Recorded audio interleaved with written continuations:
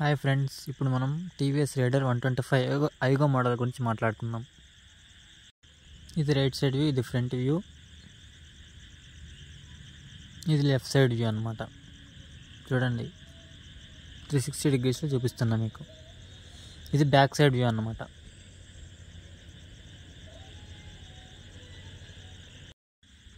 Back side నుంచి చూపిస్తున్నా చూడండి మీకు ఇప్పుడు బైక్ ఎలా ఉంటుందని. మొత్తం దీన్ని కింద నుంచి పై వరకు వ్యూ ఎలా ఉంటుందన్నమాట బ్యాక్ సైడ్ నుంచి.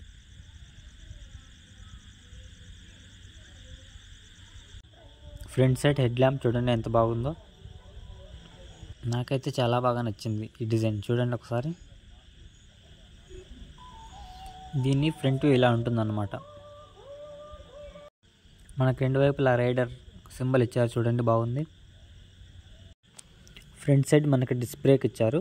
టైర్ సైజ్ వచ్చి 80/100 టైర్. చూడండి, ఫ్రంట్ సైడ్ ఇలా ఉంటుందన్నమాట రైట్ సైడ్ నుంచి.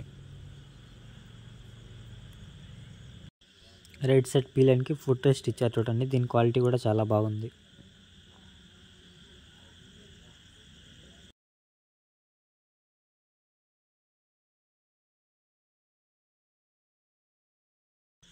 ఇది వచ్చేసి మన టీవీఎస్ రైడర్ ఇంజన్ అనమాట.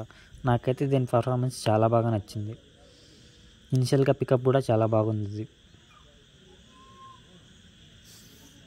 సస్పెన్షన్ కూడా చాలా బాగుంది. విలేజెస్లో కూడా ఆఫ్ రోడ్లో కూడా సెట్ అవుతుంది.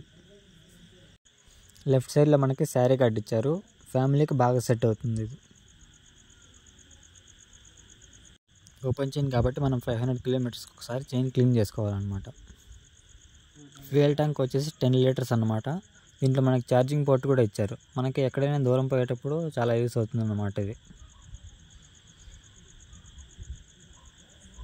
దీని ఎగ్జాస్ట్ నోట్ వినిపిస్తా చూడండి ఇప్పుడు మీకు.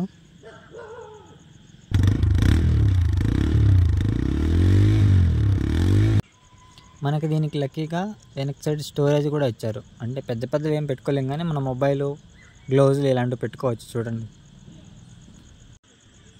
బ్యాక్ సైడ్ వ్యూ బైక్ చూడండి. మనం మెయిన్గా మాట్లాడుకోవాల్సింది దీని కన్సోల్ గురించి. డే టైంలో కూడా విజిబిలిటీ చాలా బాగుంది. అందరూ ఇది ఇంజన్ కిల్ స్విచ్ అనుకుంటారు, కానీ ఇంజన్ కిల్ స్విచ్ కాదు, ఇది echo mode, power mode switch అనమాట. ఇది మనం దీంట్లో మెయిన్గా మాట్లాడుకోవాల్సింది దీని మీటర్ కన్సోల్ గురించి. ఇప్పుడు మీకు చూపిస్తాను చూడండి. ఇలా ఓపెన్ చేయగానే మనకి చాలా వస్తుంది అనమాట.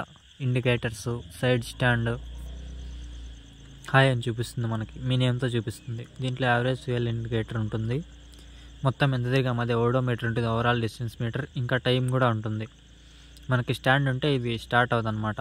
గేర్ పొజిషన్ ఇండికేటర్ ఉంటుంది, ఫ్యూయల్ ఇండికేటర్ ఉంటుంది. దీంట్లో 2 మోడ్స్ ఉంటాయి, echo mode and power mode ఉంటాయి అన్నమాట.